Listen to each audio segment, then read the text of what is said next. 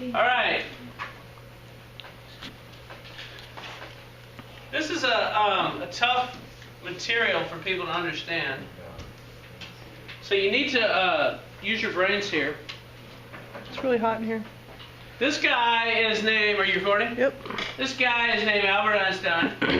A lot of people consider him to be the smartest person that ever lived.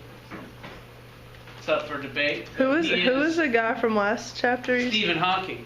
Okay. He's also very intelligent. What does Einstein do? Einstein kind of turned our understanding of the universe upside down. Amy, could you put that up? Sorry. Are you serious, Amy? Einstein showed that the universe isn't the way you think it is. Einstein came up with what's called the Space-Time Continuum, if you've ever heard of that. Oh my goodness. There was a famous experiment done by a couple guys named Michelson and Morley. And there's Morley right there. Are y'all with me? You got to pay attention here. Is he really smart? Yeah, he was smart. All these guys are smart. The dumb one. And he proved that the speed of light, this guy proved that the speed of light is constant.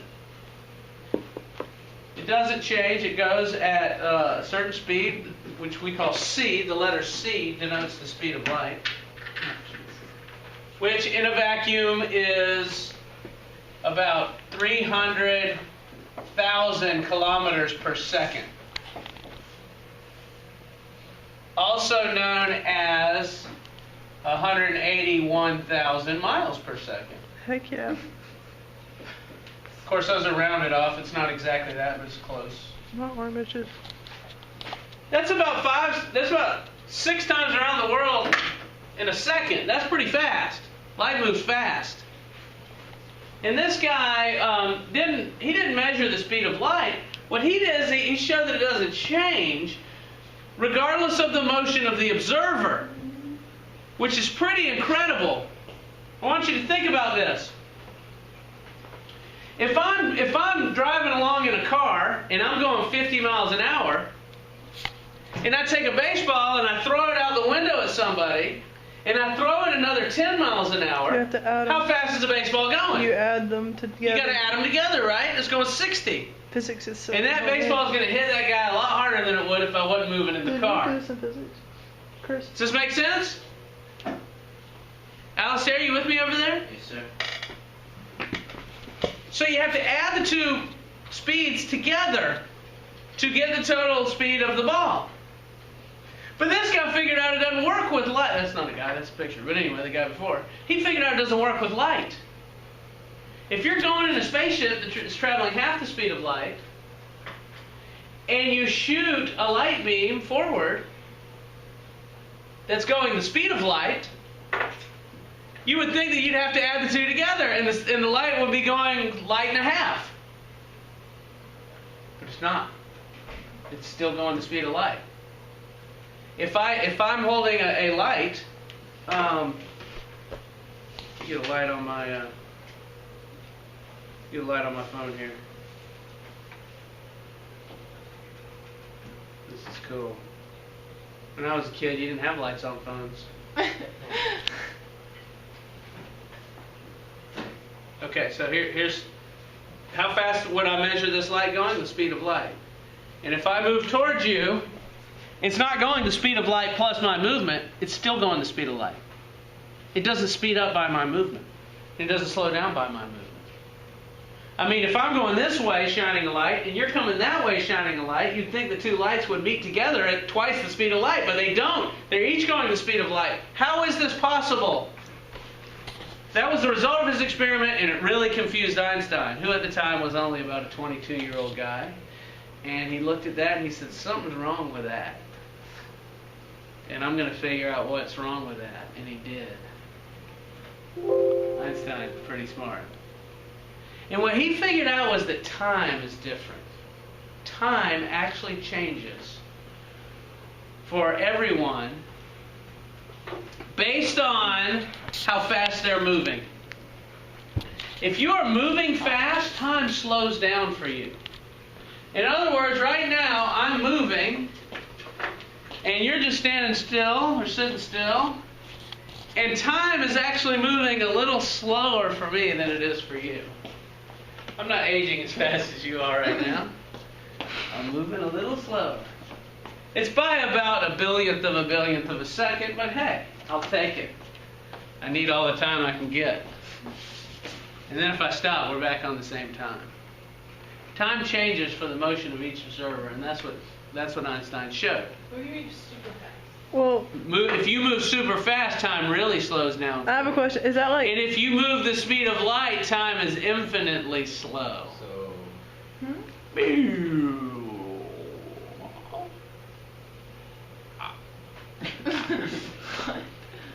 So let me explain this to you. Does somebody have a direct question before I try to explain to you why this Wait. is? So if we see it going like, is that like kind of like the when you say you see things going in slow motion, No, you don't see things going in slow or motion. it feels That's the like you're weird going thing in about slow it. motion? It doesn't feel like you're going in slow motion either. Everything feels regular.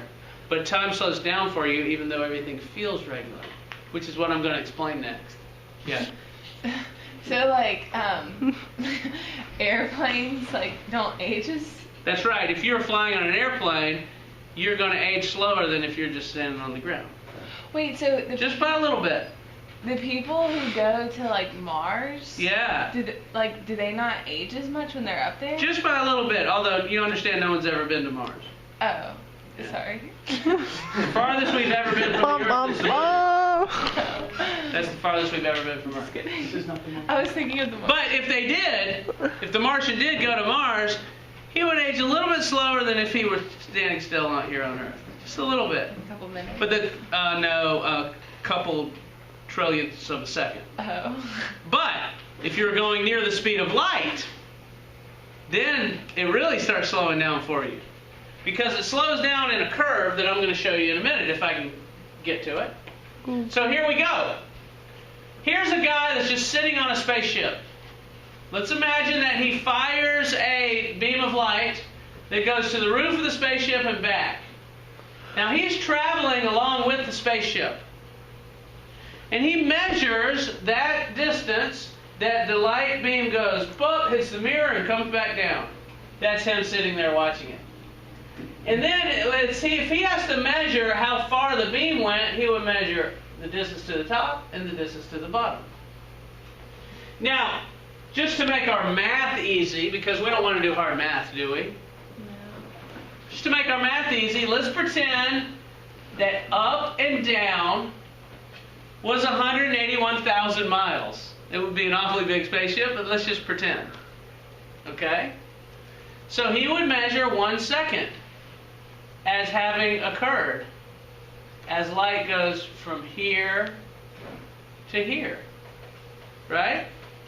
It would take 1 second for light to get all the way up and all the way back.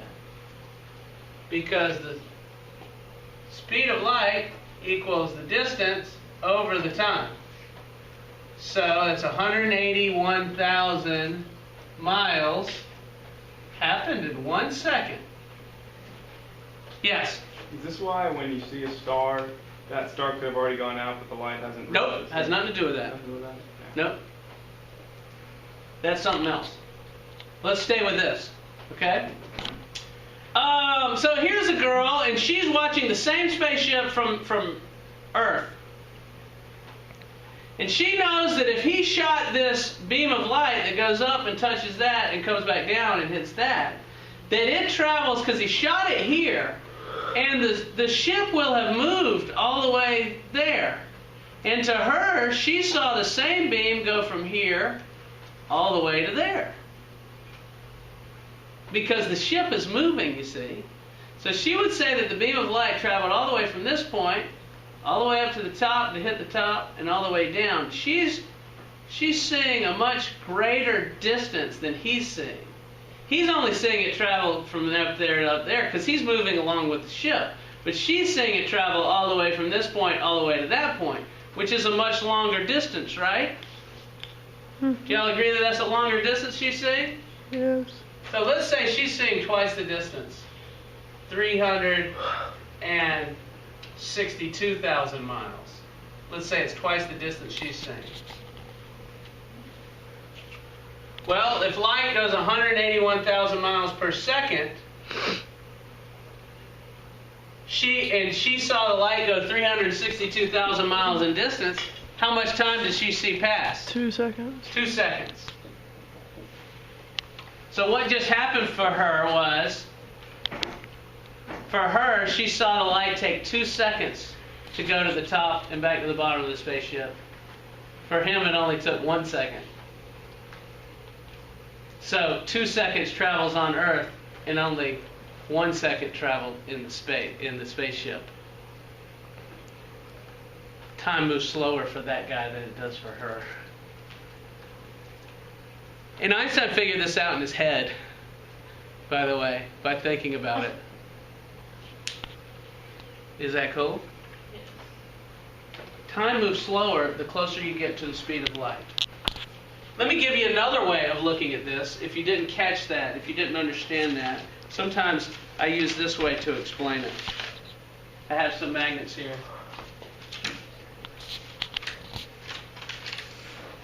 Magnets and people in a spaceship. I don't need that one. Let me turn on the light for this.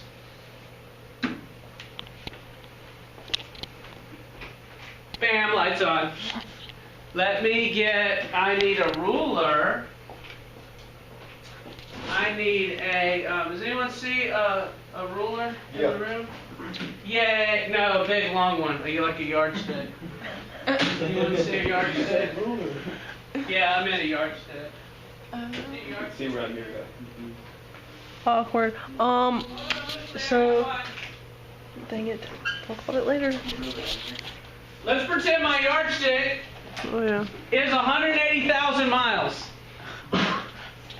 It's an awfully long yardstick, but let's pretend. That's not a yard. It's a 181,000 mile stick. And let's say here's a person on Earth, and they're standing there on the land watching, and here's a spaceship coming by. And let's assume the spaceship is moving real fast. And when the spaceship crosses this line right here, let's draw a line. When the spaceship crosses that line, it's going to fire a beam of light. And this lady, she's standing on the Earth and she's watching the whole thing. And now remember, light travels at 181,000 miles per second. So, here we go, we're coming along, bam, we cross the line. We shoot the beam of light. And so the beam of light is traveling. Now the spaceship's chasing this beam of light. Okay, and let's pretend you're on the spaceship. Yeah, so you can pretend you're on the spaceship and you can pretend you're on the ground. Whichever. Do you want to be a female or do you want to be a male? Let's pretend there's a couple there watching it. Oh. They love each other. Doesn't stick, people. And they're watching this happen. So here we go. Spaceship fires a beam of light and is flying along and flying along, and the beam of light is getting farther and farther. And it's about a stick away. So how far is it away from these people? A stick. 181,000 miles. That's right. So you know how much time has passed for them? 1 second. 1 second. 1 second went by on their clock. How about this guy? You know how much time has passed for him? Much less than a second. Because the light isn't far away from him yet. 1 second will not have passed for this guy until that light beam gets 181,000 miles in front of him. Which will be, let's say, right here. Because he's chasing the light beam along. And now, it's about 181,000 light years from him. That was like perfect. So 1 second has now passed for this guy. But how much has passed for the guys on the ground? About 1, 2, 3. 3 seconds for the guys on the ground. 3 seconds have passed for him. 1 second has passed for the guy in the spaceship. I contend to you that the closer you get to the speed of light, the slower time travels for you. And we have proved this is correct by flying a clock, an atomic clock, in a plane that went around the Earth, that flew around the Earth. They took the atomic clock and they had 2 of them, and they had one on the ground, and they had them running at the same time. Now atomic clocks can measure time down to like 8 or 9 decimal places. And they can get exactly the time. So these things were synced up with one another, and coinciding and measuring time at exactly the same rate. They took one of them and they put it in an airplane and flew it around the Earth a couple times and brought it back, and the one that had flown in the airplane was a little bit behind by 0.00002 behind the one that was on the ground.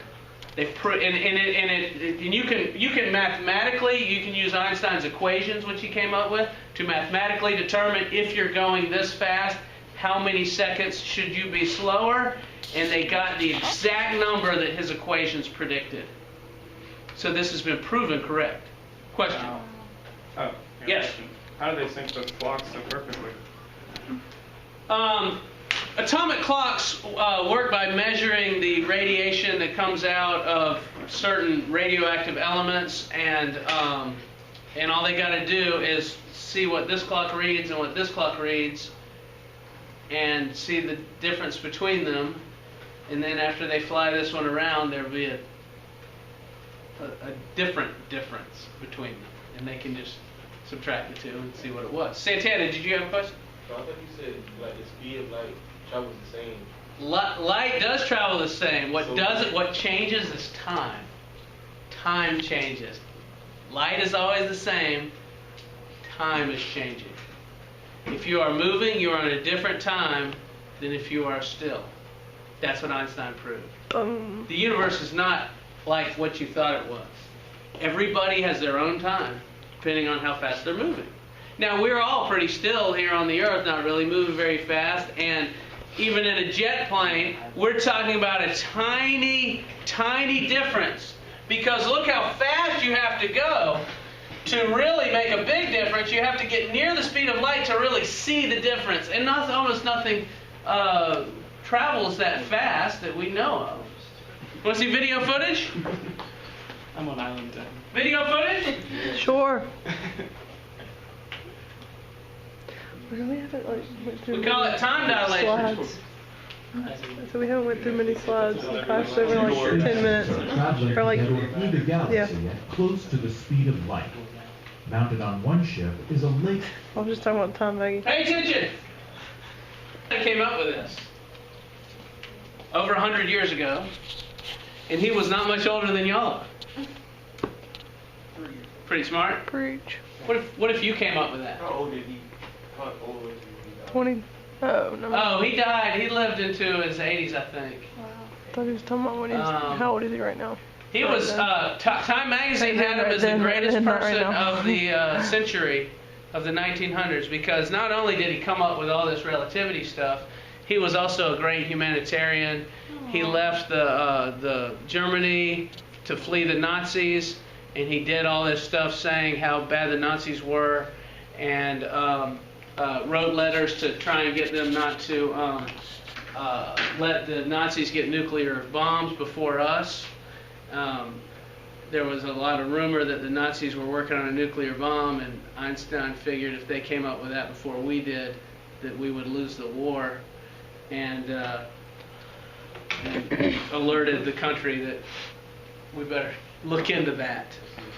Einstein did a lot of great things in his life. Another thing that Einstein showed, not only does time move more slowly, space, this will blow your mind, space constricts in the direction of your movement. So, this person would measure this distance as 181,000 times 3, right? Because there were 3 times 181,000 to get from here to this beam, right? So what's 3 times 181,000? About 543,000. State championship math in 1986. Adrian, does that impress you? It should. So this person sees 181,000 miles being passed. But this person doesn't say that 543,000 miles being passed. Oh, This person not impressed. doesn't say he's gone 543,000 miles. This person only thinks he's gone 181,000 miles. Because that's how far the light got ahead of him. He thinks that he's only gone a third of that distance. So what we call this is distance constriction. There's another term for it. There's a better term the book uses. Anyone see that? It's called Contraction. length contraction. Thank you. It's called length contraction. And you can see that the closer you get to the speed of light, the shorter you will be, although you won't feel shorter. Somebody on Earth would see you as shorter. And so as this ship goes by, if it were going at 0.99995 the speed of light, this person wouldn't see it as that length. This person would see it as that length, way shorter. But the person on board would feel that it's a normal ship, would measure it being the normal length. So we call that length contraction, and it has also been proven in experiment. Length contracts. So not only does time change, space changes the closer you get to the speed of light. Yes? Is that why, like in movies, you see ships like up in space, and then it's like set into like speed of light? Yeah, but they do it. And then they just like disappear, like speed off. They do it backwards in most of the movies, because in most of the movies, the thing takes off at the speed of light and it stretches real long, and then disappears. Yeah. And it would actually be backwards. If it were a perfect movie, when it took off and hit the speed of light, it would shorten. That's how they should do it. If they wanted to do it, it would get real short as it goes. If you're watching it from the side. Of course, if you're in the ship, you don't notice any difference. It only changes for the observer, not for one observer, not for you. Because again, it's relative to that observer, it's shorter. Relative to you, everything seems normal. What's really happening is the same ship, right? It's the same ship. There's nothing about the ship that's changing. What's actually happening is space changes as you go faster than the speed. As you go near the speed of light, space itself changes for you. So space and time are relative. They're not absolute things. They're relative to the observer. This is why what Einstein's ideas changed the way of thinking about the universe. We think, oh, there's a universe out there and it's just the same. Everybody sees it the same. Not true. There's a universe out there, and if you're going fast, you see the whole universe change. And if you're going slower, it's different. It's different for each observer. The entire universe. Pretty amazing. Oh, and that's not the only thing. There's another thing called relativistic mass. The closer you get to the speed of light, the heavier you get. And by the way, all of these things are on a curve. Whereas if you're going at slow speeds, like we're used to, you hardly see any change. But as you get near the speed of light, at about 0.6, you really see it grow in a logarithmic curve. And as you get near the speed of light, it increases to infinity. This is what's called a limit in calculus. If you've learned calculus, you might be studying limits. And there's a limit to the speed you can go. You can get near the speed of light, but you can never attain it. And the reason why is this. Your mass increases. As you approach the speed of light, your ship gets heavier and heavier. To you, if you're on the ship, it measures the same mass.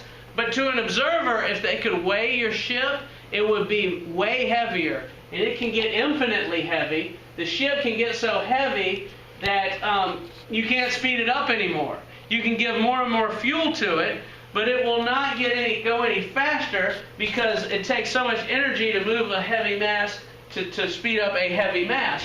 So we call this relativistic mass, and things get heavier the closer they go to the speed of light.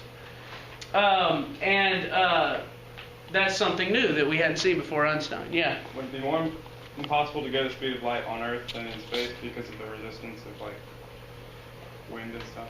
Yeah, yes. You would have to take that in if you wanted to speed something up. You could get it going faster in space. But you can never get a mass going to the speed of light because it gets infinitely heavier as you get real close. So let's try and watch this video to see if this makes sense. Oh, we're about out of time, aren't we? Yes. Oh man. Okay, so you're going to have to watch this video at home. Sorry. There's a couple other things, though, I want to talk about that Einstein did. Have you ever heard of E = mc²? Oh yeah. Einstein figured out that mass is actually energy that's been frozen into mass. And if you could take this mass, you could convert it to energy. All you have to do is take the mass and multiply it by the speed of light squared. Now the speed of light is a very large number, and if you square that, you can imagine you get this huge number. You convert a little bit of mass can be converted into a whole lot of energy. And that's what nuclear bombs do. And Einstein actually figured this out in his equation. And so as it turns out, if you convert mass to energy, you get a whole lot of energy. If you convert energy to mass, it takes a huge amount of energy to create mass. We don't know how to create mass out of energy very well, but we do know how to create energy out of mass, and that's what a nuclear bomb is. And that's what the sun is doing. It's taking mass, hydrogen, it's fusing it to helium, some of the mass is converted into energy, and you get this huge release of energy from the middle of the sun.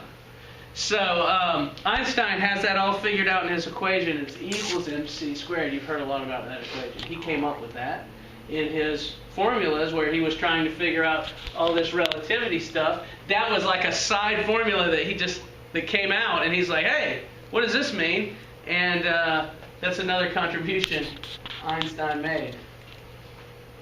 And then Einstein said, why does gravity happen? I mean, if I drop something, if I drop this pen, it goes to the ground. Why does it do that? There's no string connecting, pulling it down. Well, Newton said it's gravity, but Einstein wondered how gravity happens, and Einstein figured it out. It has to do with what we've been talking about, space and time, and the fact that space and time can change and bend and move. And he figured out a massive object like the Earth will bend space toward it, so that if you're moving along and you come near a massive object, you'll curve toward it because space is bent toward any massive object. Einstein called this kind of grid that's out there the Space-Time Continuum, and it explained gravity, and that he called the general theory of relativity. And it took him about 30 or 40 years of his life to come up with all these theories, and we now know that he's correct about that. Space is not nothing. If you think about space, you think, oh, that's nothing. It's not nothing, Einstein showed. It's actually something that can be moved and turned and get squished together if you're going near the speed of light, and spread out if you're going slower. And if you put a massive object in it, it can stretch and change, and things will go toward it. Space-time is this weird thing that the entire universe exists in. So try and read the section, make the best sense of it you can. To do that